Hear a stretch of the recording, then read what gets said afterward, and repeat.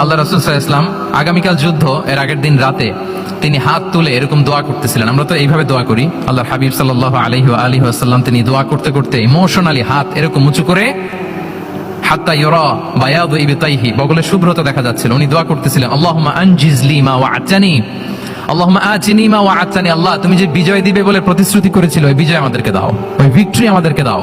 দোয়া করছিলেন। সাইয়েদনা আলী রাদিয়াল্লাহু তাআলা আনহু উনি বর্ণনা করছেন যে বদরের যুদ্ধের আগের রাতে আমরা সবাই ঘুমোচ্ছিলাম, কিন্তু রাসূল সাল্লাল্লাহু আলাইহি ওয়াসাল্লামকে দেখলাম যে না, উনি হাত তুলে শুধু আল্লাহর কাছে কান্না করছেন, দোয়া করছেন।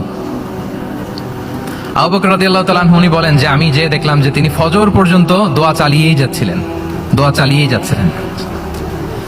দোয়া কন্টিনিউ করছিলেন তিনি। এবং দোয়া করতে করতে রাসূল সাল্লাল্লাহু আলাইহি ওয়াসাল্লাম এতটাই ইমোশনাল হয়ে গেলেন যে ওনার গায়ের চাদরটা নিচে পড়ে গেল। আবু বকর রাদিয়াল্লাহু তাআলা আনহু যে বলেন, ইয়া নবী আল্লাহ, কাফাকা মুনাশাদাতুকা রাব্বাক ফাইন্নাহু সায়ুনজিজু লাকা মা ওয়া'আদাক। হে নবী, যথেষ্ট, এনাফ ইজ এনাফ, অনেক হয়েছে নবী, আর কাঁদতে হবে না। আপনার রব আপনাকে ভিক্টরি বা বিজয় দান করবে ইনশাআল্লাহ।